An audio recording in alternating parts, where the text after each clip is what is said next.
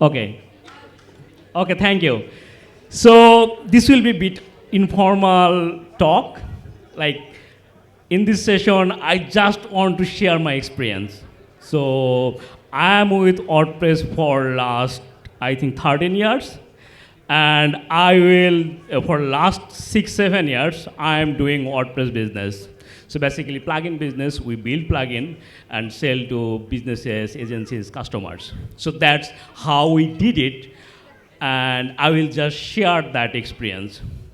So the main motto of this talk, actually, the best products are built with customers, not just for them. So that will be the takeaway of this session. So if you are not agree, so bear with me, and I will show why this is the best approach as a WordPress plugin. There has many approaches, but for us that was the best approach. So let me introduce myself. I am Shahjahan Joel. I am the founder of W Management LLC. We started at back to 2017, and we have few plugins. Basically, our plugins are for small businesses, agencies, so they use our products most. And combinedly, we are powering over 500,000 websites worldwide. So the question is actually why you need to build a WordPress plugin business. There is lots of things you can do, but why WordPress plugin? So there has many aspects. Like someone love WordPress, the open source community, and they want to build something in WordPress on aspect. As a business, why you want to build it? That's because this chart. Like this chart is for all the websites in the world, and around 43.2%, I think it's now 45%, so powered by WordPress. So you already have lots of websites are on top of WordPress. So if you build something for WordPress, then you already got millions of target audience. So that is a big number. So if you build something, even you want to monetize it, you already got a quite big customer base already. This chart is actually for CMS market. So people who use any CMS, you see that around 63.3% sites are built with WordPress. So that is also a big number. So ultimately, as a businessman, if you want to do business, then you will choose WordPress as a platform because you will easily monetize it. You will make it scalable easily. So there has many ways you can build product. So this is the 3 I personally tried for last 10 years. Like the number one can be like, say you have an idea, and you will build everything. So from start to finish, and as a developer, then you will be like, okay, I want to make it perfect. This feature should work like this.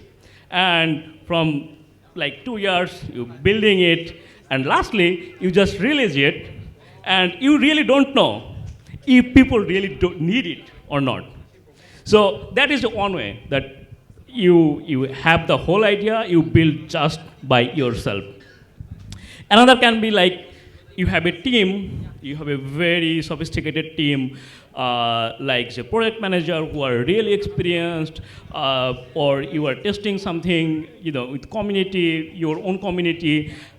So that can be another way. But the problem is actually, where do we start ourselves? Like most of us here start by ourselves. Like we are freelancer, agencies, or developer working alone, or trying to build something, or with a friend. We don't have that amount of resources. Like we hire all those type of people who understand product, test things, and will build that. The third one is actually build something with the customer. My talk is about that. যে we will make the customer will be a very important role. They will play a very important role in the developing of the product. So that is the way I am calling the social way. So why you will engage the customer? Product building a product is not easy. It's hard, and it can be complicated because you are building a product for mass, not for specific people. Say, as a freelancer or agency, you are building a website for a customer. You know what customer want, on single customer want, and you are just building that. So we say that customer is always right. In that case, we are just building that. When you build a product, then you don't have only one customer. You have like tons of customers. It can be thousands, millions, and you have to give a general solution to all. So that is kind of can be complicated. But if you build a product with the customer, then you understand for which segment of customer I want to build. So you will have better understanding of the product market fit. Say, I am trying to build this product. Is this necessary for our customers? So before building, maybe you will talk with your customer. It's not your customer, but they will be your customer, and you are talking with them. Like, do you actually need this? Or what you are using now? What pain point you have?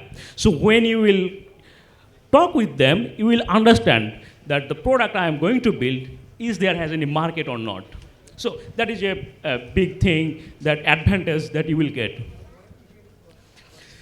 The next thing is actually the people you are talking when building the product, then you are actually talking with the customer. Your customers will be more engaged with you. They will feel special, and they will be loyal to you, and they will actually market for you. So when you launch it, or when you continuously make it, then you will see that someone actually telling them, okay, you can use this product. They are a great team. They listen to the customer. It works perfect. Even the product does not work perfectly, they will still recommend it because they know that this company will actually solve that. I told them, and they will solve it. So it's a great way to engage the customer because they will market for you. So same thing actually, organic growth. If you want an organic growth company or product, this is I think the best way. From our, currently we are powering around more than 500,000 websites. To be honest, for the last 6 years, our advertisement budget was like most probably $1,000. So this is real. I mean, we never ran Facebook ads. We recently started, but that's for different. Not for selling, for different thing we are testing, but for last 6 years, our advertising budget was like really $1,000. So back in 2020 or 21, we had running a campaign. We just wanted to test the Facebook ads. So all the thing we did without all was organic. And the big part was our customers. So the funny thing was actually like, yesterday I was in a party, the late night, and I was talking with someone.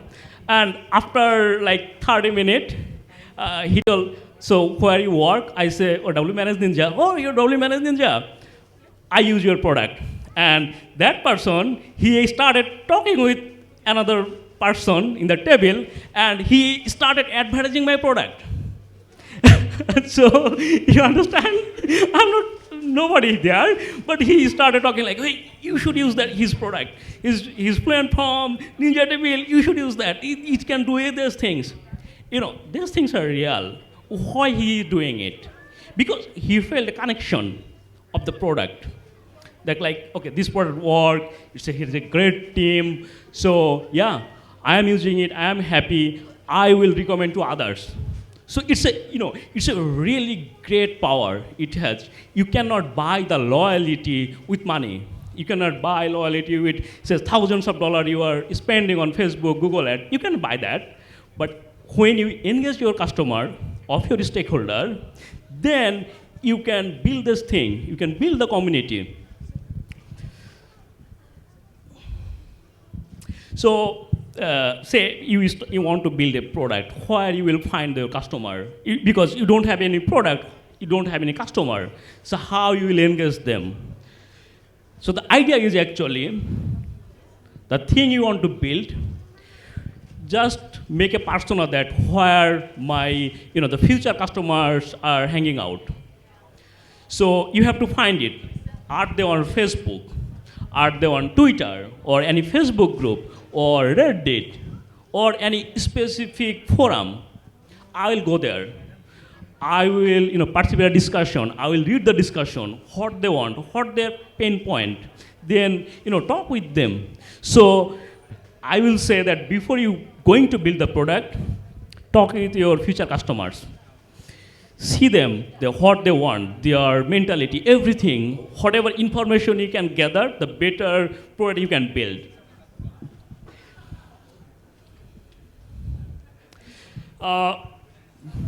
Again, building a product is a long-term thing. So one thing I believe that you cannot build a perfect product, and nobody can build a perfect product. So don't be perfectionist. So you have an idea, okay, and you should start with here. That number one is the most important.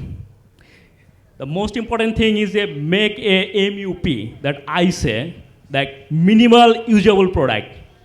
Okay, so there has a call minimal viable product. No, minimal viable product does not work. You have to build something that work. So say does not have tons of features, but say it has one feature that actually solve at least one problem, real problem. Then people will start use that for solve that problem. So always start with a problem, and if you can solve a specific problem, then it will work. So there one thing I believe personally, like if you build a problem, for any product or any solution actually or service, there is two ways people will pay you. Number one, that product or service save time, or a product or service help to make more money or save money. So if your product can solve any of those two things, then the probability of the success of your product is high. If it can do both, then it will be really, really kick off. So that's the thing. Like, don't waste too much time to make it perfect. Like, okay, I want the 10 features of my product. I want to build all the 10 features and then market it. Don't do that. Make a minimal usable product. Show that to your customer.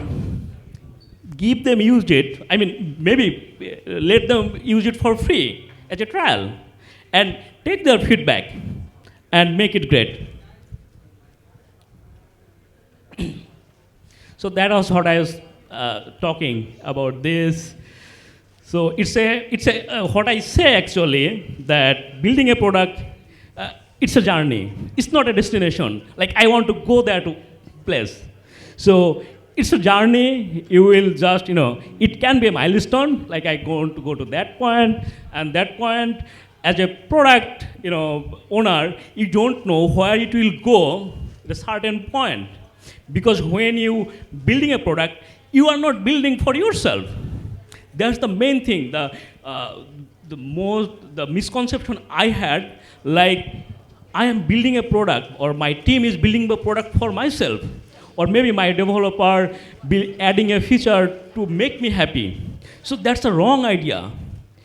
If the product is not for me, is not for my development team or marketing or support team, it's for the end user who are interacting every day with the product. So we are building actually to target them, to solve their problem, not our problem. So that's the main thing. So this is a very, in this process, you have to follow this customer feedback loop. So it's for years, for decades, almost all the companies try to use this feedback loop. So basically, they get feedback, gather all the feedback. So where you will gather the feedback? So there has many places that you can gather feedback. The number one places we do from our customer service portal. So we analyze what customers actually wanting, what problem they are facing using a product or an integration. We gather those things. Or we gather from different Facebook community or from Reddit.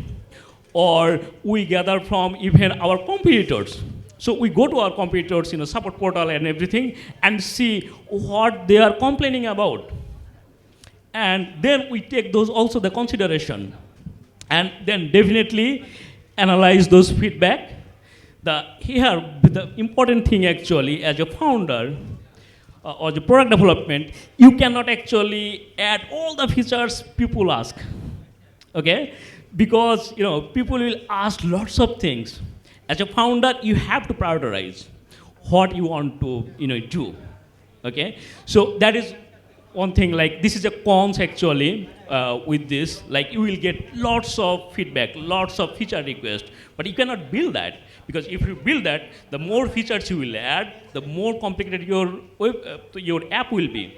So that's a negative thing. So as a founder, as a team, you have to prioritize which direction you want to go. So yeah, very important thing. And lastly, based on your priorities, then act on insight. You will work on it, ship it, and make sure you let your customers know that okay, you requested this feature, here you go, we shipped it. So yeah, so with this process, you will make fans and advocates. This is super important for this method actually. Like your ultimate goal is actually, they will be your fan. So one thing I really proud of or enjoy, whenever I go to any WordCamp, then I talk with people, and when they see my T-shirt, and they, oh, you are from Fluent Forms. And they get really excited. Like I use this product, I do this all the time. These features I use it, for my customer I use it. So so why they do it? Because they actually, maybe they got a better support, they asked a feature, we added it, or we could solve the problem. And that's why they could remember us. So that is the way we have to build. We have to make a community. We have to make fans. So as a founder, I think when you will build the product, maybe you will have a team, 2-3 people. Then what will be your role? I think as a founder, what I do actually, I do these things. I try to understand the pain points of the customers. So even sometimes I go to our support portal, I see all the tickets, related tickets, and understand what they are talking about, how I can help them, okay? And still I chat with lots of my customers over Facebook, even support, sometimes do that to understand them. And definitely prioritize the feedbacks. Maybe I have not do all the things, but at the last sprint, I do that with my team. Like, okay, let's do these things, okay? And definitely, helping the team to solve those and ship those. And these are the cons actually, like this method, like when you are building, we are not taking any consideration of the customers, you don't have any problem because you are doing all the things. You are just shipping it. Many companies actually do that. Like they even as a customer you cannot reach them. You cannot give any feedback, and this feedback will be totally kind of diplomatic. That okay, the support team maybe will say that okay, we are passing this to developers, they will decide prioritize those type of things. So that works for them, because sometimes some companies does not work this way. So maybe, so these are the cons, like, meet their expansion, managing all those things. It can be overwhelming for many founders. So this is the success story. This is the first thing we did with Fluent Forms. This way we built the product. So here is the interesting story about the Fluent Forms. Fluent Forms currently has 300K active installations. So we were nerd. Like when I started the company, we were really nerd. We were all the developers, and so we thought that if we build a very good, form builder, then people will start use it. So for a year and a half, maybe, we build the product. We build like whatever, got the idea ourselves, we just build it, and we launch that. So launch is like, publishing to WordPress.org, okay? We are not talking with anyone, we not get any feedback, nothing. So in the first 1 year, our revenue was like $4,000 or $5,000. So this was really devastating. Like building the product, it cost at like $100,000 to $150,000 for 1.5 years. So it was like we were really, things like maybe we should shut it down. It does not work. So that time I understood that like the thing I am building, I build for myself. Like I did not like any of the formula in the market, the way they work. So I built that for myself.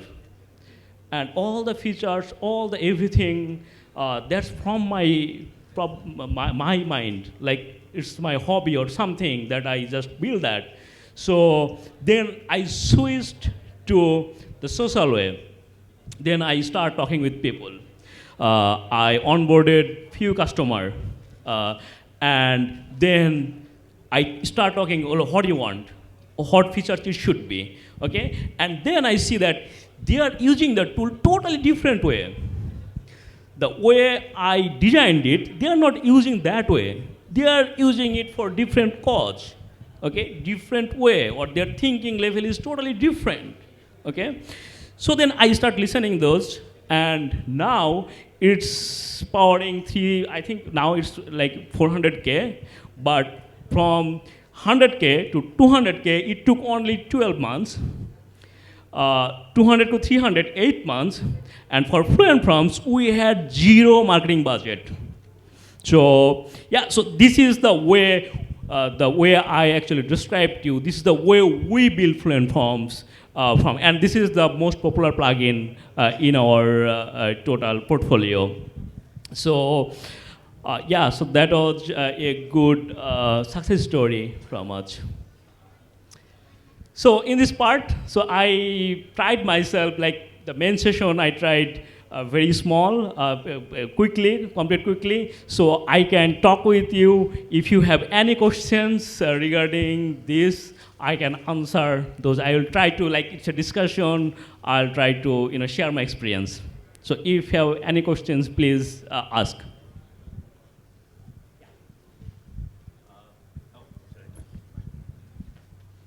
Hello. Yeah. Thank you so much for that very interesting talk. That was great. I'm curious though, how can you scale the customer engagement model? Because if you have more customers, and maybe you have more staff to talk to them, but maybe the staff don't know what questions to ask or how to engage the customers. And your own time is also more limited to engage with customers. So how do you, as the business grows, how do you scale this approach? Yeah, it's a bit complicated.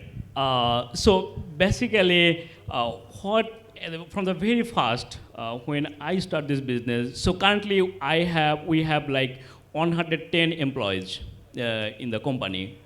Uh, so to run this type of company, I don't think we needed 110 people.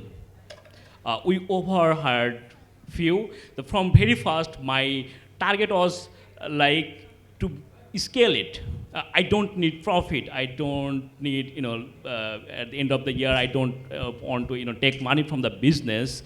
I want to scale it. So I hired people. So like when we, for the support team, we have like, I think like 16 people. Maybe we could do with the 10 people, but I added the more people so they can analyze the data. They could do like for like say 10 hours waiting time, they could make it like 4 hours, 5 hours. So that's the one of the experience. We have dedicated community in Facebook.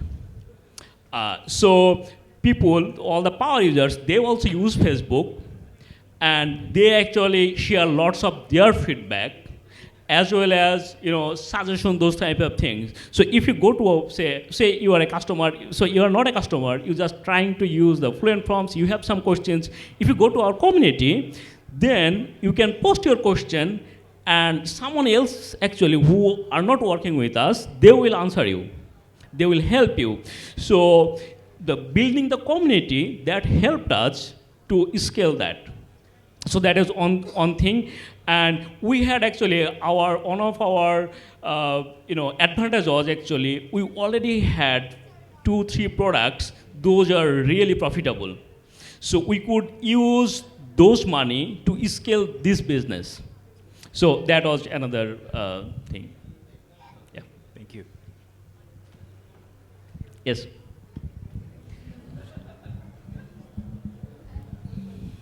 Hi. So with regards to Fluent Forms, right, your launch as basically there's a free tier. How do you manage competitors? Because it's so easy to copy a feature, right? There's so many form plugins in the market. You already know there's so many forms in the market, right? So how do you differentiate yourself, and how do you actually? I know you mentioned just now that you talk to people and customers and find out how they, how you win them over, but at the very start. There's so many free plugins. Contact Form 7 is still being used by millions of people today, right? How do you move people over to you without the first direct communication with them and understanding them and talking to them? Like, how? Because there's so many competitors now at the free market. So if I understand correctly, you're saying like how we scale Fluent Forms in the competitive market. Yeah, and how do you protect yourself from free plugins that copy all the new features that you built? Okay. So yeah, that was also a very tough job for me. That we struggled a lot with Fluent Forms in the competitive market. So one thing I think we did right, that we did not copy any plugin. So let's say that plugin has lots of features, let's copy all the features. What we did actually, I think one thing we did right in the form market, that is all the form plugins, they are the aim is not for helping the end user, the aim is actually making more money. For an example, if you see very closely, like the form market, the pricing strategy, you will see that there has lots of pricing, the pricing packages, $99 up to $500, $600. So to get all the features, you need that $500 package. And so for any form plugin, if you need all the features, you have to install like at least 40 add-ons.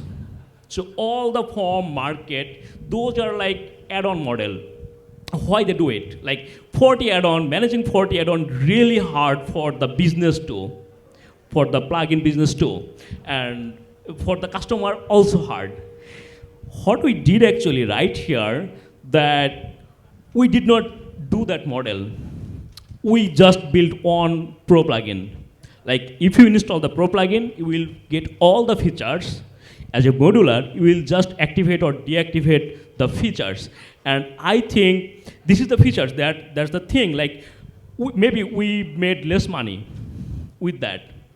But the thing is actually, when people saw that, like, okay, this is the plugin, I can just install on, I will get all the features, no pricing complexity, even I just paid like $59, I will get all the features.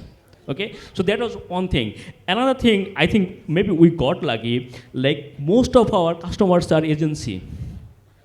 And when agency is your customer, they actually use it for lots of websites. So one agency can maybe manage 100 websites.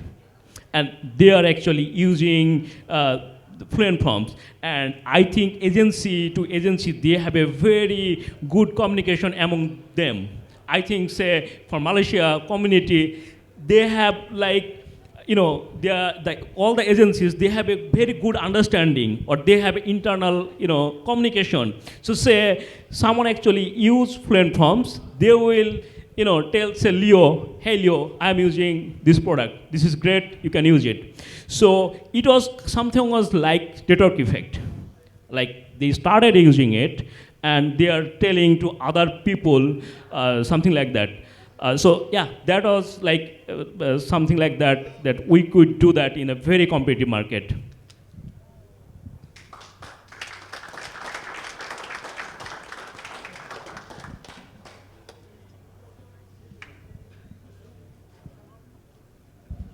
Hello. Hello. So you said that you spent almost 150K US dollar to develop this plugin in the initial stage, and now you have 300K plus users, active websites. Yeah. Also, you said that you overhired people. Yeah. So and you are not taking any revenue. I mean, almost it's not so much according to the number of users you have right now. So my question is, you again say that you have some others product that is very profitable, that you bring money from there and you invest the money here to make sure the product customers are getting benefit from it.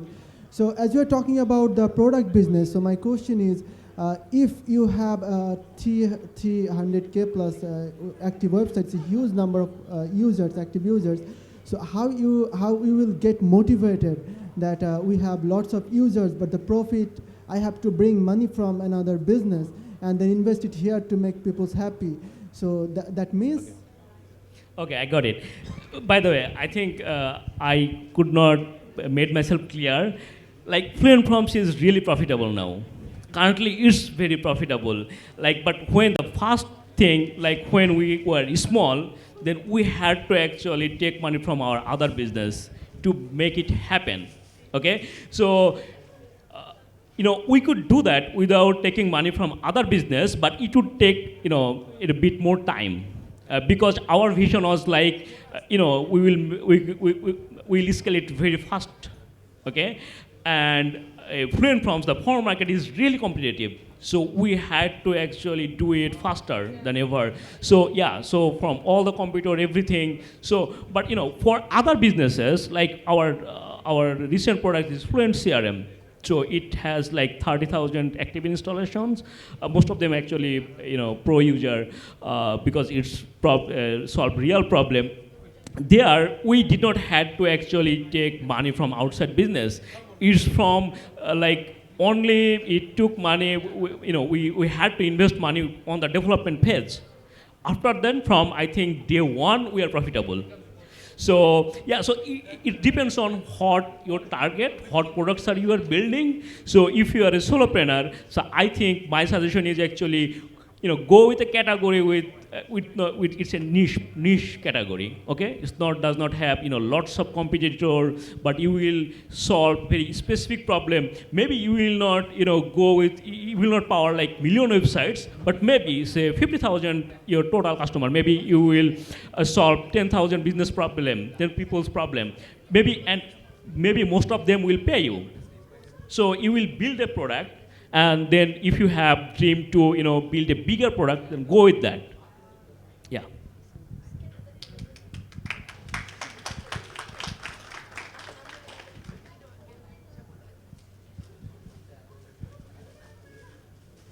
Anyone? Okay.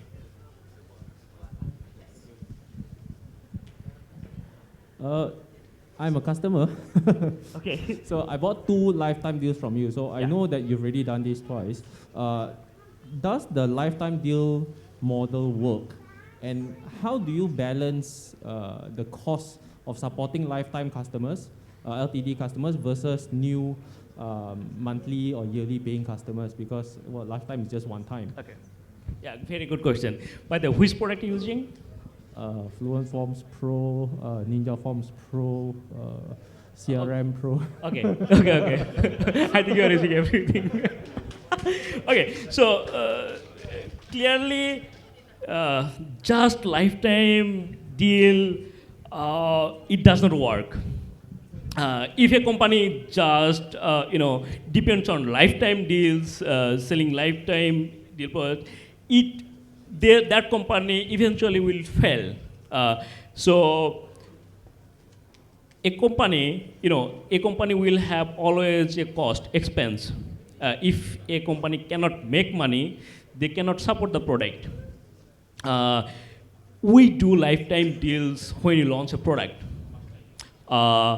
And this is how it works actually. So for Fluent CRM, we launched a lifetime deal only for like 12 days. Why we had to do it? First we thought like, okay, we'll not do the lifetime deal. Then our marketing team, no, we will do it marketing team. So this is how a company help. Like when we'll do the lifetime deal, the early adopters, the power users, mostly, they will actually buy your product. And if you have a good reputation, then maybe more will actually, use the product.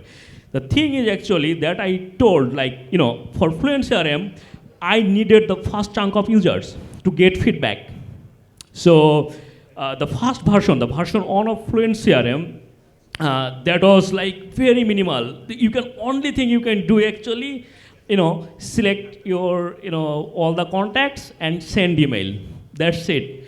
We don't have mass integration. Actually, we did not know what features we will build.